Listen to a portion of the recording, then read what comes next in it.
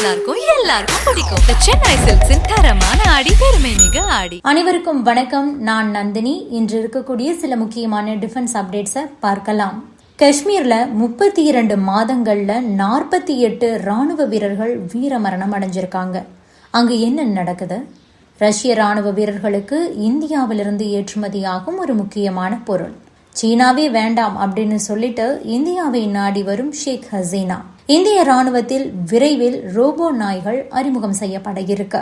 இம்ரான் அரசியல் வாழ்க்கையை முடிய போகுதா? எப்படி? இந்த பதிவுல விரிவா பார்க்கலாம்.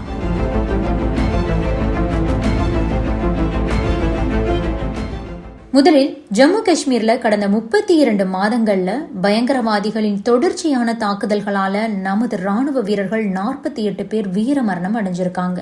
ஜம்மு காஷ்மீர்ல பாகிஸ்தான் ஆதரவு பயங்கரவாதிகள் தொடர் வெறியாட்டம் போட்டுக்கிட்டு இருக்காங்க. இந்த நிலையில தான் ஜம்மு காஷ்மீர் மாநிலம் டோடா நகர்ல இருந்து 55 கிலோமீட்டர் தொலைவில் இருக்கிற ஒரு அடர்ந்த வனப்பகுதியில திங்கட்கிழமை இரவு பாதுகாப்பு படையினர் கூட்டா தேடுதல் நடவடிக்கை மேற்கொண்டு இருந்திருக்காங்க. அந்த நடவடிக்கையின் போதுதான் பதுங்கி இருந்த பயங்கரவாதிகள் நம்ம பாதுகாப்பு படையினர் மீது தாக்குதல் நடத்தியுள்ளனர். இதனை அடுத்து அந்த பகுதியில பாதுகாப்பு படையினருக்கும் பயங்கரவாதிகளுக்கும் இடையே துப்பாக்கி சண்டை நடந்தது. பல மணி நேரம் நடந்த இந்த துப்பாக்கி சண்டையில ராணுவ அதிகாரி உட்பட பாதுகாப்பு படையினர் 4 பேர் வீரமரணம் அடைஞ்சிருக்காங்க. மேலும் 5 பாதுகாப்பு படையினர் பலத்த காயங்களோட மருத்துவமனையில அனுமதிக்கப்பட்டிருக்காங்க. தற்போதைய தாக்குதலுக்கு காஷ்மீர் புலிகள் அப்படிங்கிற ஒரு புதிய பாகிஸ்தான் ஆதரவு பயங்கரவாத இயக்கம் பொறுப்பேற்கிறதா அறிவிச்சிருக்கு. முஜாஹிதீன் பயங்கரவாதிகளுக்காக இந்த தாக்குதலை நடத்தியதா காஷ்மீர் புலிகள் இயக்கம் அறிவிச்சிருக்கு. இதே காஷ்மீர் புலிகள் இயக்கம் தான் சில நாட்களுக்கு முன்னர் கத்துவால ராணுவ வாகன பேரணி மீதும் தாக்குதல் நடத்தி இருந்தது. ஜம்மு காஷ்மீர்ல ஒரு கொஞ்ச காலம் தான் அமைதியா இருந்துச்சு. ஆனா அண்மை காலமா தொடர்ச்சியா ஜம்மு காஷ்மீர்ல பயங்கரவாதிகளுடைய தாக்குதல் அப்படிங்கிறது எல்லை மீறி கொண்டு இருக்கு. கடந்த 78 நாட்கள்ல 10க்கும் மேற்பட்ட தாக்குதல்களை பயங்கரவாதிகள் மேற்கொண்டிருக்காங்க. அடுத்ததா ரஷ்ய ராணுவத்துல பணியாற்றக்கூடிய வீரர்கள் அனைத்து விதமான தட்பவெப்ப நிலையையும் தாங்கக்கூடிய திறன் கொண்ட பிரத்யேகமான ஷூக்களை பயன்படுத்துறாங்க. இந்த ஷூக்களை இந்தியாவில் இருக்கக்கூடிய ஒரு நிறுவனம் தான் ஏற்றுமதி பண்ணிட்டு இருக்கு. பீகாரின் ஹிஜிபூர் நகரம் வேளாண்மை உற்பத்தியில முன்னணியில இருக்காங்க. அதே நேரத்துல அந்த நகரத்திலிருந்து தான் ரஷ்ய ராணுவத்துக்கு மிகவும் பாதுகாப்பு மிக்க ஷூக்களும் தயாரித்து அனுப்பப்படுது. காம்பிடன்ஸ் எக்ஸ்போர்ட்ஸ் அப்படிங்கிற ஒரு தனியார் நிறுவனம் தான் ரஷ்யாவில் இருக்கக்கூடிய கம்பெனிகளுக்கும் ஐரோப்பிய சந்தைகளுக்கும் ஷூக்களை ஏற்றுமதி செய்து வருது.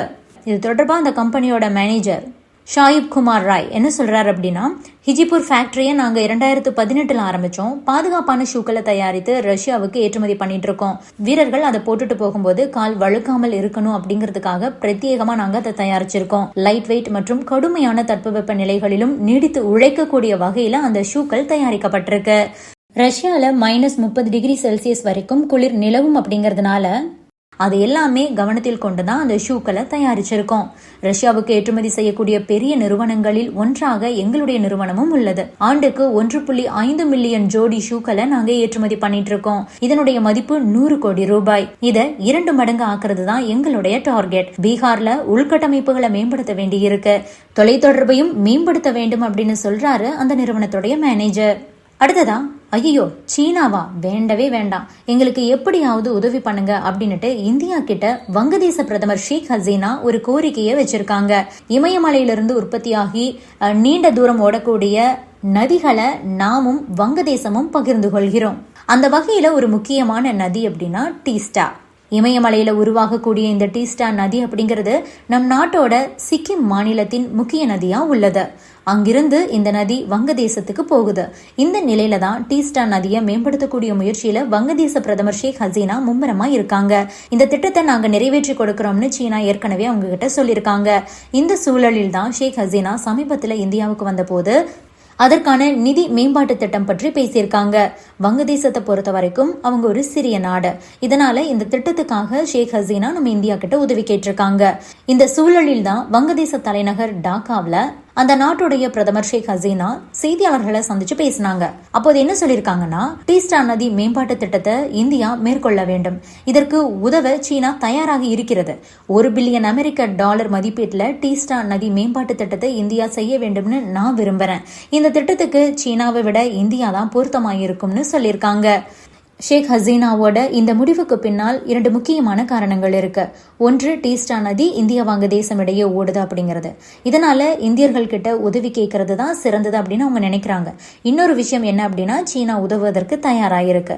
சீனா கிட்ட உதவி கேட்டு அந்த பணியை செய்ய சொன்னாங்க அப்படின்னா இந்தியாவோட பாதுகாப்புக்கு அச்சுறுத்தல் ஏற்படலாம். இதனால இந்தியாவுடனான வங்கதேச உறவுல விரிசல் ஏற்படுறதுக்கும் வாய்ப்பு இருக்கு. மேலும் சீனா, இலங்கை, பாகிஸ்தான் உள்ளிட்ட நாடுகளுக்கெல்லாம் அதிக அளவுல கடனை கொடுத்து பல சலுகைகளையும் கொடுத்தாங்க. ஆனா கடைசியில அந்த நாடுகளுடைய நிலைமை ரொம்பவே மோசமாயிடுச்சு. இத்தகைய சூழலில் தான் சீனா மீது ஷேக் ஹசீனா நம்பிக்கை வைக்காம இந்தியா கிட்ட உதவி கேட்டிருக்காங்க. அடுத்ததா, சீன ராணுவத்துல AI தொழில்நுட்பத்துடன் கூடிய ரோபோ நாய்கள் சேர்க்கப்பட்டிருக்கு. சீனாவோட சவாலை எதிர்கொள்ள இந்திய ராணுவத்திலும் ரோபோ டாக்ஸ விரைவிலேயே இணைக்க போறாங்க. முதல் கட்டமா 100 ரோபோ நாய்கள் ராணுவத்துல சேர்க்கப்பட உள்ளது. அடுத்த கட்டமா 300 கோடி ரூபாயில ரோபோ டாக்ஸ தயாரிக்கக்கூடிய ஒப்பந்தமும் கொடுக்கப்பட இருக்கு. முதல் கட்டமா 100 ரோபோ நாய்களை தயாரிக்கிறதுக்கு கடந்த ஆண்டு செப்டம்பர்ல ஒப்பந்தம் வழங்கப்பட்டது. இதுல 25 ரோபோ நாய்கள் தயார் செய்யப்பட்டு பல்வேறு கட்ட பரிசோதனைகளும் நடத்தப்பட்டிருக்கு. இவை விரைவிலேயே ராணுவத்தில் இணைய உள்ளது. சீன எல்லை பகுதியில இந்த ரோபோ நாய்களை பாதுகாப்பு பணியில் ஈடுபடுத்துறதுக்கான முடிவை எடுத்திருக்காங்க. ஒரு ரோபோ நாயோட எடைன்னு பாத்தீங்கன்னா 51 கிலோ. இந்த மெஷின் டாகால 3.5 மணி நேரம் தொடர்ச்சியா நடந்து செல்ல முடியுமா. ஒரு ரோபோவின் உடலில் 10 கிலோ வரையிலான ஆயுதங்கள், வெடிப்பொருட்களை பொருத்த முடியும். 1 மணி நேரத்துல அது முழுமையா சார்ஜ் ஆகிடுமா. அந்த ரோபோ டாகோட உடல்ல அதிநவீன கேமராக்கள், ரேடார் கருவிகள் எல்லாம் பொருத்தப்பட்டிருக்கு. இந்த மெஷின் டாகால கரடு முரடான மலைப்பகுதிகளில் கூட எளிமையா ஏறி செல்ல முடியும். அதிநவீன கேமராக்கள் மூலமா தீவிரவாதிகள் எதிரிகளுடைய நடமாட்டத்தை துல்லியமா கண்காணித்து கட்டுப்பாட்டு அறைக்கு தகவலை கொடுக்கக்கூடியது. தேவைப்பட்டதுன்னா இந்த ரோபோ டாக்ல பொருத்தப்பட்டிருக்கக்கூடிய துப்பாக்கிகள் மூலமா எதிரிகளை கூட சுட்டு வீழ்த்தவும் முடியுமா. சுமார் 10 கிலோமீட்டர் தூரத்துல இருந்தே இந்த ரோபோ டாக்ஸ ஆட்டோமேட்டிக்கான முறையில இயக்க முடியும். அடுத்ததா, பாகிஸ்தானோட முன்னாள் பிரதமரான இம்ரான்கானோடைய கட்சியான பாகிஸ்தான் தெஹ்ரீக்-இ-இன்சாப் PTI இந்த கட்சியை தடை செய்வதற்கு அந்த நாட்டு அரசு முடிவெடுத்திருக்கிறதா தகவல் வெளியாகி உள்ளது. PTI கட்சியோட முன்னாள் தலைவரும் முன்னாள் கிரிக்கெட் வீரருமான இம்ரான்கான், அவருக்கு எதிராக நம்பிக்கையில்லா தீர்மானம் கொண்டு வரப்பட்டது. தீர்மானத்தை அடுத்து அவர் தன்னுடைய பதவியை ராஜினாமா செஞ்சிட்டாரு. பின்னர் அவர் மீது ஏராளமான வழக்குகள் எல்லாம் பதிவு செய்யப்பட்டது. அதுல முக்கியமானதுதான் தோஷ்கானா வழக்கு.